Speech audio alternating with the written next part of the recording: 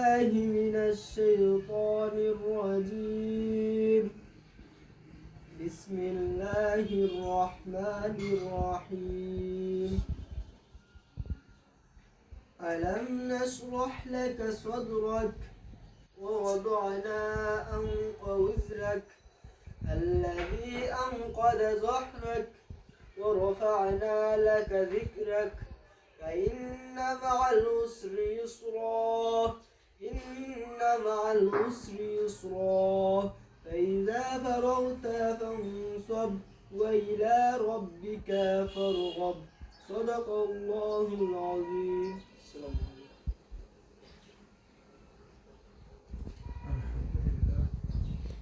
الحمد لله رب العالمين والعاقبة للمتقين والصلاة والسلام على رسوله من كان نبيا وآدم بين الماء والطين. أما بعد، فقد قال الله تعالى في كلامه المجيد والفرقان الحميد: أعوذ بالله من الشيطان الرجيم. بسم الله الرحمن الرحيم. يا أيها الذين آمنوا اتقوا الله وكونوا مع الصادقين الصالحين. صلى الله على سيدنا مولانا محمد وعلى آله وصحبه أجمعين. দূরের কাছের এবং দেশ ও বিদেশের সকল সুন্নি মুসলমান ভাই ও বোনেরা, আমরা আজকে মৌলভীবাজার থেকে হবিগঞ্জ থেকে আমরা একটু ঘুরে রওনা দেব মুরারগঞ্জ দরবার শরীফ হযরত সৈয়দনা সিফাতুল্লাহ নাসির রহমাতুল্লাহ আলাইহি এবং কুতুবুদ্দিন আউলিয়া সহ 120 জন আউলিয়াদের জিয়ারতের জন্য আমাদেরকে যেন আল্লাহ আউলিয়া কেরামের উসিলায় আমাদের সকলের মনে তমন্না এবং মুশকিলাত আসান করে দেন। সেই জন্য বিশ্ববাসী সকল মুসলমান নরমানের কাছে প্রার্থী, বিশেষ করে আমাদের আলা হযরত ইমাম আহমদ রযা খান ও হযরত ইমাম হুসাইন রাদিয়াল্লাহু তাআলা আনহু ওয়ার্ল্ড সুন্নি মিশনের সম্মানিত যুগ্ম সাধারণ সম্পাদক আলহাজ জনাব শাইখুল ইসলাম হাসানুর রহমান শাইখুল ইসলাম হাসান, তিনি লন্ডন থেকে এসেছেন, ফ্যামিলি সহ এসেছেন এখন জিয়ারতে যাওয়ার জন্য।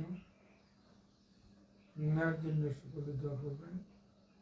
আর আমাদের ওয়ার্ল্ড সুন্নি মিশনের লন্ডনের সহসভাপতি জনাব আলহাজ শফিকুদ্দিন সাহেব,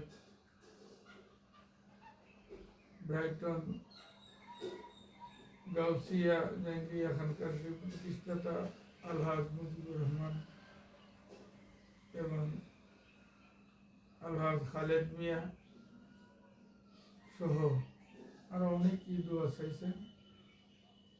আর বিশেষ করে আমার নাতি ফয়জানি মদিনা, সেও আজকে লন্ডন থেকে তার আম্মাকে নিয়ে এসেছে। তার আব্বা নূর আহমদ ফয়সল রয়ে গেছেন লন্ডনেই, তিনি আবার মাসখানেক পরে আমার নাতিকে নিয়ে লন্ডন চলে যাবেন। দেশে বিদেশে আরো বহু বিমারি মানুষ আছে, তাদের জন্য আপনারা দোয়া করবেন। আর বিশেষ করে আমার শাশুড়ি 100 বছরের বয়স, আরো বেশি হবে, তিনি বেশি অসুস্থ। আমার বড় ভাই আলহাজ আব্দুল জব্বার সাহেব, তিনিও বেশি অসুস্থ। আরো অনেকেই আমাদের মহব্বতপুর নিবাসী, আমাদের তরিকার একজন শ্রেষ্ঠ মুরব্বী জনাব আসকিমিয়া সাহেব, তিনিও অসুস্থ। অনেক মানুষ অসুস্থ, তাদের জন্য দোয়া করবেন। আমাদের এই মুরসালিন যে দাখিল পরীক্ষা দিবে, তার আম্মাও খুব বেশি অসুস্থ, সে ঢাকা হসপিটালে একবার নিয়ে গেছেন, আবার লইয়া যাবেন।